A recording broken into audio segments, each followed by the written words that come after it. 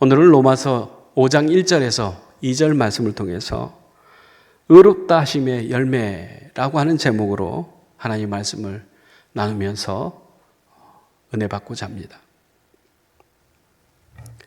로마서 4장에서는 아브라함의 믿음에 대해서 말씀하는 것을 우리가 보았습니다. 즉 바랄 수 없는 중에 바라는 그 믿음, 의심하지 않고 견고한 믿음으로 하나님께 영광을 돌리는 아브라함, 그리고 그 믿음이 의로 여겨졌다라고 하시는 하나님의 선언, 그리고 그것이 아브라함만 위한 것이 아니라 우리를 위한 것이다 라고 하는 바울의 그 얘기를 우리가 들었습니다. 오늘은 로마서 5장에서 그러므로 라고 하는 단어로 시작하는 그 메시지를 우리가 보게 되었습니다. 1절 말씀 보면 그러므로 우리가 믿음으로 의롭다 하심을 받았으니 우리 주 예수 그리스도로 말미암아 하나님과 화평을 누리자 이렇게 말씀합니다. 하나님과 화평을 누리자 이렇게 바울은 얘기합니다. 바울은 화평을 가졌다가 아니라 화평을 누리자고 말하고 있습니다. 즉 이미 주어졌다라고 하는 것이죠. 그렇기 때문에 누리자라고 말을 하고 있습니다. 여러분은 하나님과 화평을 누리고 계십니까? 이 화평은 하나님의 선물로 주어진 것입니다. 그러므로 우리가 믿음으로 의롭다 하심을 받았으니 우리 주 예수 그리스도로 말미암아 하나님과 화평을 누리자 이렇게 얘기를 하죠. 이 화평이라는 헬라어는 에이레네라고 하는 것인데 또 히브리어로는 샬롬이라고 하는 말이 되어집니다. 이것은 단순히 갈등이 없는 상태가 아닙니다. 완전한 그리고 충만한 회복의 관계를 얘기를 하는 것입니다. 그런데 우리가 화평을 이해하려면 먼저 그 이전의 상태를 우리가 먼저 알아야 됩니다. 로마서 1장에서 3장의 말씀을 우리가 보면은 우리는 하나님과 원수된 상태라고 하는 거예요. 또 바울 자신은 또 이렇게 얘기합니다. 우리가 원수되었을 때에 또 죄로 인해서 하나님과 관계가 끊어지고 하나님의 진노 아래 놓인 상태가 되어졌다라고 하는 것이죠. 이것이 바로 우리의 믿음의 이전의 모습입니다. 그 원수된 관계에서는 우리는 화평을 누릴 수가 없습니다. 그런데 하나님과 원수된 우리를 위해서 예수님께서 십자가에 못 박혀서 죽으심으로 우리가 하나님과 화평을 이루게 되었다라고 하는 것입니다. 여기서 중요한 것은 말미암아라고 하는 거예요. 즉 화평의 그 출처는 우리가 아니라고 하는 겁니다. 즉 우리의 노력, 우리의 변화, 우리의 선함으로 얻어진 것이 아니라고 하는 거예요. 오직 예수 그리스도를 통해서 주어진 선물이라고 하는 겁니다. 예수 그리스도로 말미암아 얻어진 선물이 바로 하나님과 화평이라고 하는 것이에요. 우리가 자주 실수하는 것이 여기 있습니다. 하나님과 관계를 내 상태에 따라서 측정하는 것입니다. 기도를 많이 했다고 우리는 하나님과 가까워지는 게 아닙니다. 죄를 멀리 했다고 해서 말씀을 늘 읽고 그 말씀 안에서 살아간다 라고 하는 것, 그것 때문에 하나님과 화평을 우리가 이루는 것이 아니에요. 근본적인 것은 예수 그리스도로 말미암아 주어진 화평이라고 하는 것입니다. 그래서 바울은 이 화평의 근거를 예수 그리스도에게서 찾습니다. 우리가 하나님과 화평을 이룰 수 있는 유일한 근거는 다른 데 있지 않고 오직 예수 그리스도로 말미암아 하나님과 화평을 이루었다라고 하는 것을 잊지 않기를 원합니다. 또한 그 화평은 주어진 화평이고 이미 얻은 화평이고,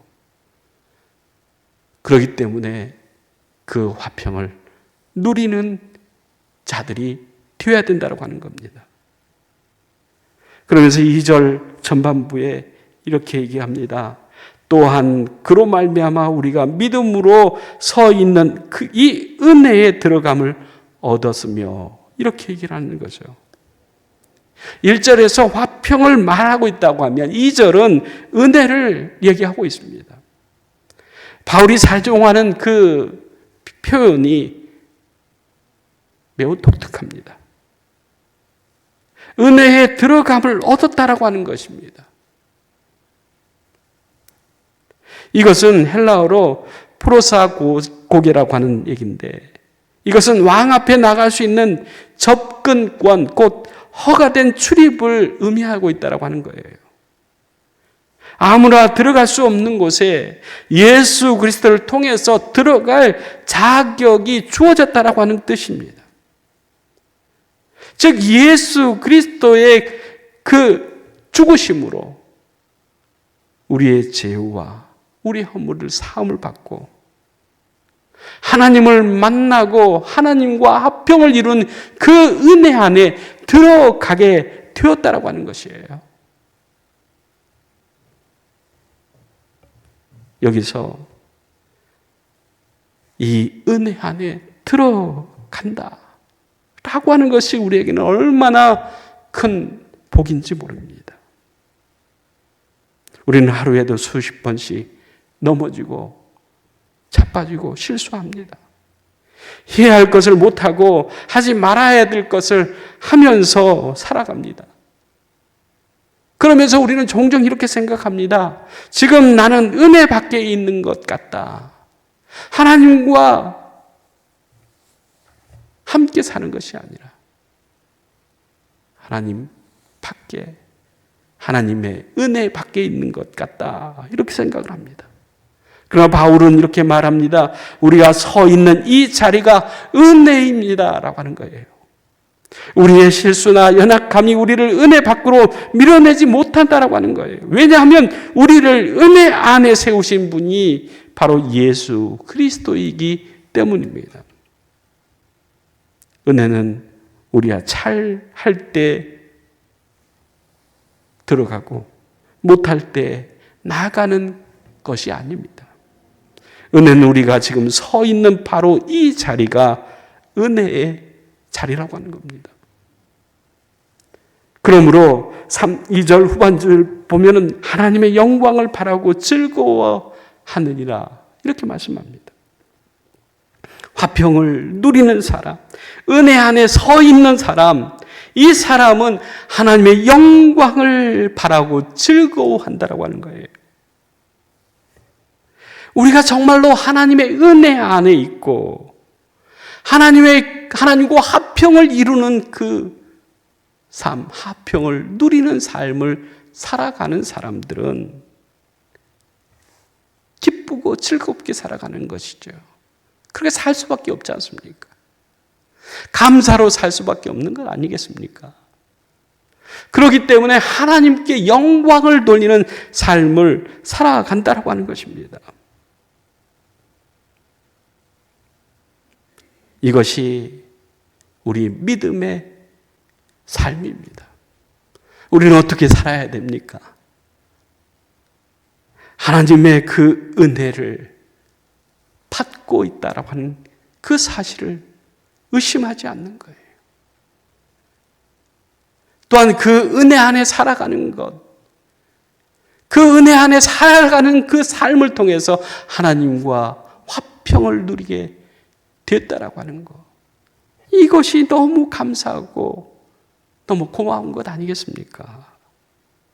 그래서 우리는 사나 죽으나 자나 깨나 하나님의 영광을 위해서 살아가야 된다고 하는 것을 말씀하고 있습니다.